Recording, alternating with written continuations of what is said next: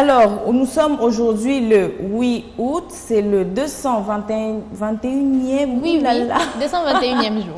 221e jour de l'année. Il n'en reste plus que 145. Nous fêtons la Saint-Dominique. Mais en tout cas, l'année est en train de filer. Hein. On a fermé les yeux, on était en janvier, on les rouvre, on est déjà en août. Incroyable. Bientôt Noël. C'est incroyable. Bientôt c'est Noël. Voilà.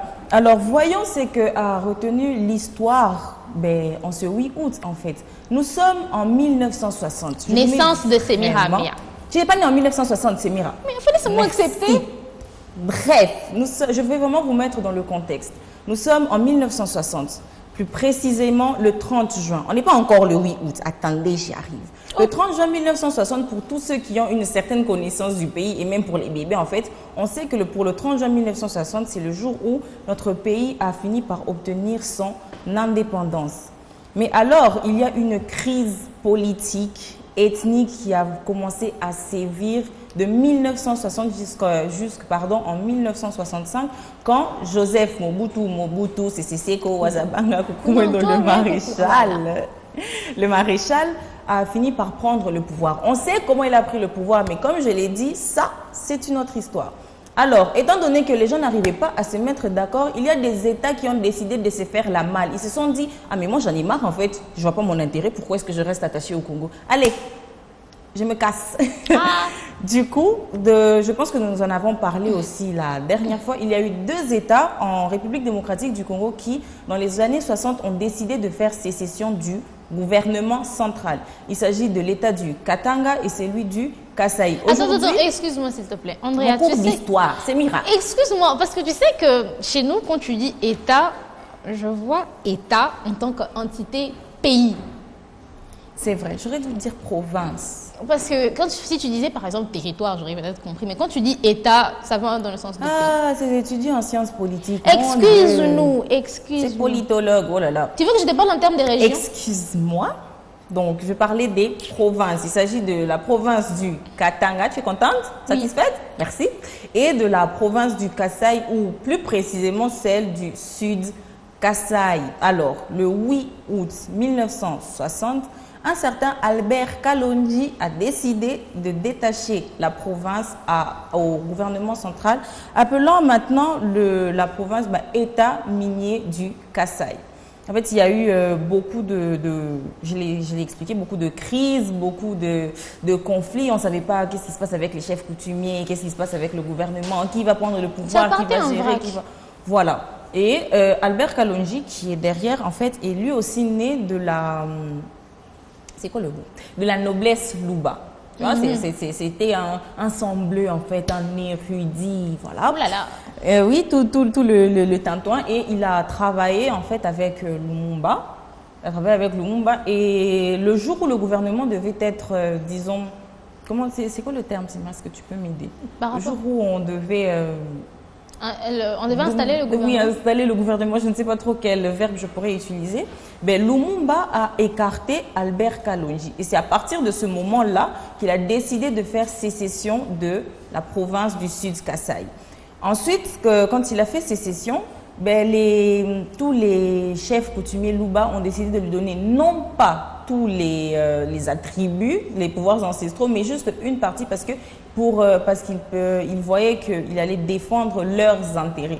Et c'est comme ça que le royaume est passé, que la province ou l'État est passé d'un État à un empire. Du coup, c'était l'empereur de la province du Sud Kasaï. Attends, ça devient disproportionné cette affaire. Oui. On est passé d'un territoire. Oui, d'une province. Enfin, d'une province à un État. À un empire. À un empire, exactement. Ok. Et il y a quelque chose que j'ai trouvé très marrant, c'est-à-dire que Albert Kalonji travaillait avec une autre personne qui s'appelait Ngalula. Et il était le chef du gouvernement. C'est-à-dire qu'à ce moment-là, quand la province était encore un État, Albert Kalonji en était le président et Ngalula était le chef du gouvernement. Mais en devenant empereur, Ngalula est devenu quoi? Rien du tout. Ah, et ça n'a pas créé une deuxième sécession? Non. Parce que ça commence toujours comme ça. Il y a eu un coup d'État. Ngalula a fait un coup d'État. C'est techniquement aussi une sécession. Elle a fait une sécession à sa manière. Mais ça n'a pas réussi en fait. Ça n'a pas réussi. Et voilà, donc c'était C'était très mélangé, en fait. Mais du coup, par rapport à ça, qu'est-ce qui s'est passé pour que le territoire en question redevienne une partie proprement dite de la RDC? Ben, c'est après une campagne militaire qui a duré plusieurs mois, en fait, vraiment plusieurs mois, que la province a fini par être réannexée à la République démocratique du Congo. C'était sous Mobutu. Ah, c'est pas que Mobutu était déjà président à ce moment-là, non, pas encore. C'était quand il était encore chef de l'armée congolaise, en fait. Tu vois? Donc, il y avait vraiment un... J'ai un terme, mais il est très vulgaire. Du coup, je veux dire qu'il y avait un énorme capharnaüm. C'était vraiment... c'était du grand n'importe quoi. Et voilà, Mobutu s'est dit, bon, ben, j'en ai marre. Qu'est-ce que ça veut dire, ça? Mais, attends. Excuse-moi. Pendant le moment où il a été empereur... Qu'est-ce qu'il a fait? Parce que vu que il s'est détaché du pouvoir central. Comment il a fait pour entretenir son empire en question? Parce que là, tu te détaches de l'État central. Tu n'as plus les frais qui pourraient venir d'eux. Ou je sais pas. Comment il a fait pour gérer son empire? C'est vraiment entre guillemets un empire. Mais en fait, c'est ce que je suis en train de dire. Il est resté empereur pendant à peine 2 ans. C'est en 1962 que Joseph Ngaloula a fait son coup d'État. Et je me suis trompée, il a réussi. Et à ce moment-là, Albert Kalonji, il est parti. Il est parti, il allait s'exiler en Espagne pendant près de 18 mois. Pendant 18 mois en Espagne. Et il a été ministre de 1964 à 1965 sous Moïse Tshombe, figure-toi. Et il a quitté le gouvernement peu avant le coup d'État de Mobutu. Attends, malgré le fait qu'il avait décidé que son territoire ne soit plus annexé au pouvoir central, il a quand même été dans le gouvernement. Oui, il a quand même été dans le gouvernement. En fait, tu sais, quand j'ai fini par lire et analyser, je me suis rendu compte qu'il y avait beaucoup de pouvoir, en fait, de recherche d'intérêt. C'était une guerre d'intérêt. Et il y avait toujours eu cette ségrégation ethnique, en réalité. Les Mongo qui veulent être entre eux, les Luba qui veulent être entre eux, les Tétéla qui veulent être entre eux. Et c'est pour ça que tu remarqueras que c'est une province, c'est-à-dire une ethnie qui se sépare du pouvoir. Du reste, oui. On se comprend aussi parce que vu que c'est un territoire qui est exclusivement, je peux dire exclusivement à eux. Oui, exclusivement. Exclusivement à eux. C'est normal que dans sa sécession en soi, il soit soutenu par... Surtout que d'une certaine manière, ils avaient aussi de quoi faire rentrer de l'argent parce que vous savez, au Kassai, il y a le diamant, les c'est surtout ça par rapport à ça, ma question. C'est une guerre d'intérêt, en réalité. Ils se sont dit, bon, ok, moi, j'ai pas eu mon intérêt. J'ai travaillé avec Lumumba. J'ai été dans le MNC, voilà, le Mouvement national congolais. Oui, oui. Il y a été. Et il se dit, normalement, je devrais aussi avoir une part du gâteau. Pourquoi est-ce qu'on me coupe? Mais c'est aussi ça qui s'est passé avec Tshombe. Oui, avec les sécessions. Parce que après le 30 juin, disons 7 jours après, il y a eu aussi d'autres mouvements, d'autres trucs et tout. C'était aussi par rapport à ça, parce que tout le monde pensait que non, les Belges sont partis, moi je veux devenir tel, moi je veux devenir pourquoi tel. Pourquoi est-ce qu'eux, ils peuvent gérer? Tout le monde cherchait son intérêt partout. Voilà. Et tout le monde cherchait son intérêt. Et si ça crée vraiment un énorme bazar. Aujourd'hui, je suis venue avec la paix. Andrea, je suis venue avec la paix. Excuse-moi. Mais c'est vraiment ce que tu viens de dire. Tout le monde cherchait son intérêt un peu partout. C'est qui a créé une crise. De crise en crise, ça s'est empiré. Et d'autres de leur côté décident de faire des sécessions. Andrea, tu aimes beaucoup les sécessions, hein? C'est pas moi qui aime les sécessions. On va dire que ce sont les éphémérides qui aiment les sécessions. Tu parles beaucoup trop des sécessions. Mais c'est de l'histoire. Je doute de toi si tu commences une sécession. Alors, chers téléspectateurs, sur ces belles paroles, encore une fois, belles paroles, en fait pour faire des transitions. Sur ces belles paroles, nous allons passer à l'éphéméride suivante. Suivante, on dit une éphéméride ou une éphéméride? Andrea, ne commence pas. Je demande, mais le français, franchement. Alors, l'éphéméride suivante. Nous sommes en 2008, en Asie. Non, en 2024. Non, pour l'éphéméride suivante. Ah. Nous sommes en 2008 en Asie. La Chine accueille les 29e Jeux olympiques d'été. Ils ont eu lieu à Pékin et dans 6 autres villes chinoises du 8 août 2008 au 24 août. Mais en fait, ça a commencé dans le 6 août pour les footballeurs. Mais bon, ça, on s'en fiche. On parle plutôt du 8 août. Toujours discriminé. Oui, oui. Et donc, il y a eu 11 028 athlètes qui ont concouru pour 958 médailles. Donc, 11 000 athlètes pour 204 pays différents. C'était une cérémonie incroyable. Aussi incroyable que celle de cette année-ci.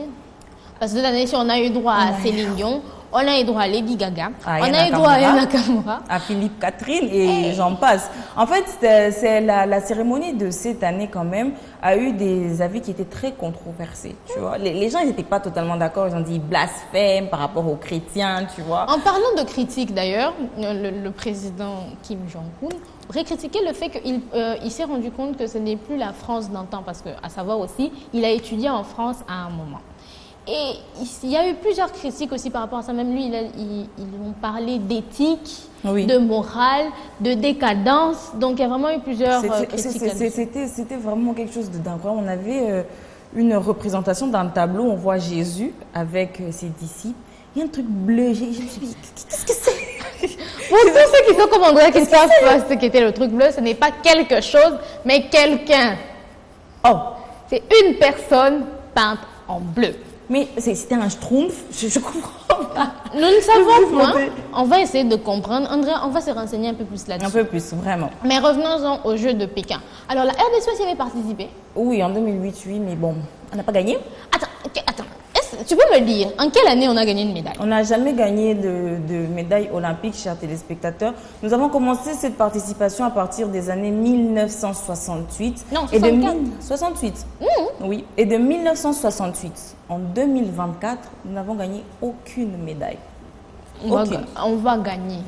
Oui, mais attends, on gagnera forcément. Enfin, par rapport aux Jeux olympiques de cette année, est-ce qu'on est toujours en lice? Parce que... Essayons de savoir, est-ce qu'on a toujours des chances de remporter la fameuse médaille? Étant donné déjà que nous n'avons pas beaucoup de discipline, en fait, on n'a pas beaucoup de discipline en réalité, et tout s'est déjà passé, donc non, plus maintenant. Ah. Même pas en équitation. Je ne sais pas qui déjà qui fasse de l'équitation au Congo. Je sais pas, mais tu sais qu'on dit que l'équitation, c'est pas un sport de noir. Non, on dit que la viande reste de la viande, on ne peut pas jouer avec. Mais les Noirs ont vraiment une manière de penser. De réfléchir extraordinaire. Parce que moi, je comprends pas. Je sais, quand j'ai lu ça, j'étais choquée. En fait, mon cerveau réfléchissait en mode, quelle viande? La viande de cheval. Je me suis dit, il parlait du cheval. Bah oui. Donc la viande reste de la viande, on ne joue pas avec. On parlait justement de discipline et figurez-vous qu'en 2008, une nouvelle discipline a été rajoutée. Il s'agit du BMX, le BMX ou Bicycle Motocross. Tu connais le BMX? Oui. On a un vélo en fait, c'est un sport extrême, sportif évidemment, physique, technique et même acrobatique. Et en fait, le BMX se fait de deux manières. Soit il y a des gens qui font de la course, ils s'affrontent vraiment dans une course. Ou ceux qui font des figures. Oui, qui font du freestyle en fait. J'ai déjà essayé. Tout ça. Non, j'ai pas envie de me casser les dents. Tu veux essayer? Non. Pourquoi? Je viens de le dire. On a dit il faut tenter. Il faut tenter dans la vie. Tu vois, tu essayes, tu te dis, au moins, bon, un jour, toi et moi, on va essayer le saut en parachute. Non. Ah. Et la Chine, le gouvernement chinois a investi 44 milliards, j'ai dit bien milliards de dollars, milliards de dollars pour promouvoir, retaper toutes leurs infrastructures, tout ça, et faire de cette cérémonie ou de cette activité, entre guillemets, un truc incroyable. Il n'y a qu'à voir le stade derrière nous, il est magnifique. Il est magnifique. Et on est en 2008, hein. J'en veux un comme ça. Et donc, lors de la cérémonie de clôture, Jack Rogge, je pense que je prononce bien, qui était le président du CIO. Le CIO est le Comité international olympique. Vous avez compris par son nom que c'est eux qui organisent un peu tout ça. Et ils ont quand même une philosophie très avant-gardiste, je dirais. Ça fait un peu bisounours pour moi, mais voilà. Ils disent que ils ont pour objectif de rendre le monde meilleur par le sport. C'est vrai, c'est André, poétique, hein? Non. Par exemple, il y a des sports comme le judo ou le karaté. Quand vous tapez là, en quoi On est réunis. réunis par terre, On est ensemble. ensemble où vous tapez dessus. Je sais pas trop, mais moi je trouve que, enfin, par rapport à ce qu'ils ont dit, en fait, il s'agit de réunir tous les athlètes parce qu'il y a quand même 204 pays qui ont participé. C'est-à-dire que c'était quasiment le monde entier qui Enfin, était là. pas que les athlètes, je dirais, je sais surtout réunir les pays. C'est-à-dire, en parlant même de Jeux Olympiques, il y a une photo qui a fait une controverse parce que il y a dans une catégorie, il y avait qui concouraient, il y avait la Corée du Sud, la Corée du Nord et la Chine. Enfin, les Chinois ayant gagné dans cette catégorie, ont décidé de faire une photo avec Les deux Corées. les deux Corées. Et Kim Jong-un avait prévenu ses participants qu'aucune interaction avec les autres. Donc, il se pourrait que cette photo leur porte préjudice. Eh ben, bon, en tout cas, le choix du pays a cependant été critiqué par les autres gouvernements et autres organisations non gouvernementales qui sont internationales. Ils se sont dit, en fait, que la Chine ne pouvait pas organiser ça parce qu'ils ont beaucoup de... Par rapport à leur notion du droit de l'homme qui s'axe plus sur la sociabilité, c'est-à-dire sur plusieurs personnes, que la conception individualiste qui est celle des Occidentaux. Et aussi, surtout par rapport à la censure. En Chine, on ne parle pas de n'importe quoi. On ne dit pas n'importe quoi, on va faire traître. Du coup, il y avait cette certaine liberté-là qui a été, disons, qui était entachée. Mais la Chine a rétorqué que les jeux ne devraient pas être, comment dire, ne devraient pas être politisés. Et figurez-vous qu'avec 48 médailles d'or, la Chine est arrivée en tête du classement final devant les États-Unis et la Russie. Les Jeux ont été marqués par les performances de l'athlète jamaïcain Usain Bolt. C'est là où il a accompli son record du monde. Oui. Il a remporté le 100 mètres, le 200 mètres et le relais 4 fois 100 mètres. Et il a toujours battu un record du monde. Mais ça... c'est une autre histoire. Mais Andrea, j'ai une petite question. C'est ça que tu vas trouver que je suis folle, mais bref. Je le trouve déjà, je le pense déjà même. Je suis venue avec la paix aujourd'hui. S'il te plaît. Tu m'en diras tant. S'il te plaît. Tu m'en diras tant. Bref. Cadeau empoisonné. Ne fais pas cette grimace, on passe à la télé, s'il te plaît. Bref, pour revenir à toi, j'avais plutôt une question. Pendant les Jeux Olympiques, vu que c'est la Chine et tout, et puis il y a l'Asie, il y a aussi le Kung Fu. C'était extrêmement raciste. C'est pas raciste, mais je dis mais c'est un sport. Oui, mais forcément. Les sports. Je ne sais pas trop si c'est un sport, oui, mais est-ce qu'il est considéré comme un sport olympique? Ça, c'est autre chose. C'est ça aussi. Parce que bon, maintenant on a le ping-pong. J'ai vu hier d'ailleurs une bataille d'oreillers. Je ne sais pas si c'était vrai, oui, j'ai vu sur un statut. En fait, je ne comprends pas comment ça peut être une discipline olympique, parce que même moi je peux le faire, et si moi je peux le faire, ça ne peut pas être une discipline olympique. Comprenez pourquoi. Tant qu'on a de quoi se distraire, comme on dit, soyons fous, sinon on va devenir dingue. Mais par rapport à ça, avec les disciplines olympiques et tout ça, de toutes les disciplines olympiques, il y en a une que tu maîtrises, ou bien le ping-pong, le tennis? Je suis très nulle au ping-pong en fait, parce que la balle elle est toute petite. Tu m'expliques quand je sais taper une balle toute petite? Mais avec la raquette? Tu as des petites raquettes par raclette. Mais j'ai des raquettes. Tu vois, ouais. aujourd'hui... Je dirais que je me suis essayée au tennis. Serena Williams ou non? Oui, voilà, c'est moi la future Serena Williams. Attention, Wimbledon, j'arrive. Serena Williams. Très drôle. Mais à part ça, nous sommes arrivés à la fin de cette rubrique en fait, parce qu'il faut qu'on y aille. On a beaucoup de choses à dire. Mais c'est tellement intéressant. Je sais. Alors, chers téléspectateurs, j'espère qu'avec nous, vous avez appris quelque chose. Nous rappelons que nous sommes en streaming sur YouTube, Twitter, Twitch, Twitter qui est maintenant X, TikTok, Facebook et... il y a le direct streaming aussi. Oui, le direct streaming en fait. On est un peu partout sur toutes les plateformes, alors n'hésitez pas à nous suivre. Et si vous avez des réclamations, quelque chose à nous dire, quelque chose même à nous apprendre ou que vous voulez parler avec notre équipe, écrivez, appelez le numéro qui s'affiche au bas de l'écran. Il n'y a pas d'écran. Au bas de leur écran à eux. Ah, ok, mais explicite aussi. Mais c'est plus possible, j'en ai marre de cet enfant, j'en ai très marre.